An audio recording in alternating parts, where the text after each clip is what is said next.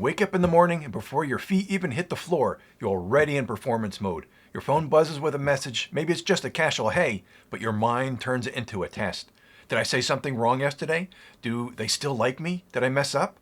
And just like that, you've started your day trying to manage other people's opinions before you've even managed your first sip of coffee. Later at work, someone glances at you for a half second. Nothing major, just a look, but your brain makes it a full-blown trial. What did I do? Did I sound stupid? Are they judging me right now?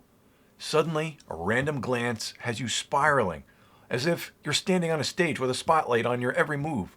That's how sneaky this fear can be. It hijacks ordinary moments and turns them into invisible exams. By lunch, it's still there. You see yourself in a reflection and your inner critic rushes in. Fix this, hide that, don't be too much. Even eating becomes a performance, as though the world is rating how you chew, how you sit, how you smile. The truth is, most people aren't even thinking about you. They're lost in their own worries. But your mind convinces you otherwise, and you shrink just a little bit more to keep yourself safe. Then comes the group chat. You type, delete, type again. You're editing your personality, making sure your words are acceptable. And when you finally send something, you reread it 10 times, hoping it doesn't land wrong. That's not connection, that's self-censorship. You're managing imaginary reactions instead of simply being yourself. Maybe you even draft a post you want to share, a thought, a win, something real.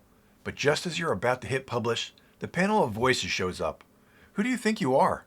You're not ready. Don't draw attention. So you save it to drafts. The part of you that longs to be seen goes back underground for another day. And then evening comes. The house gets quiet, but your mind doesn't. It replays everything.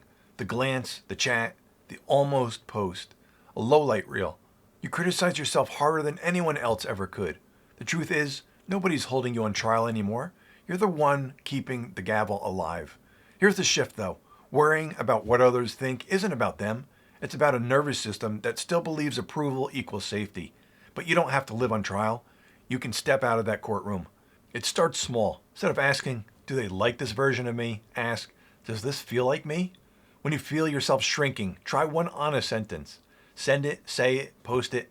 Not your entire life story, just one real thing. Every time you choose presence over performance, you reclaim a piece of yourself. And when your mind starts spinning at night, replay the day differently. Don't ask, what did I do wrong? Ask, where did I stay true? Even just once. Where did fear show up, and how can I meet it differently tomorrow? That's growth, not shame, but data. Not punishment, but practice. The truth is, most people aren't dissecting you. They're too busy dissecting themselves. And the ones who judge, that's a gift. They're showing you who doesn't belong in your circle. Let them go. Let them judge. They're not building your future. You are. And here's the thing.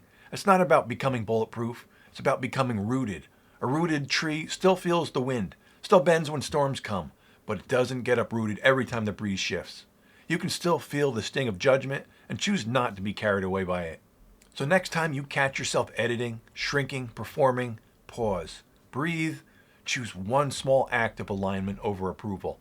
Because you don't need permission to be kind. You don't need validation to be yourself.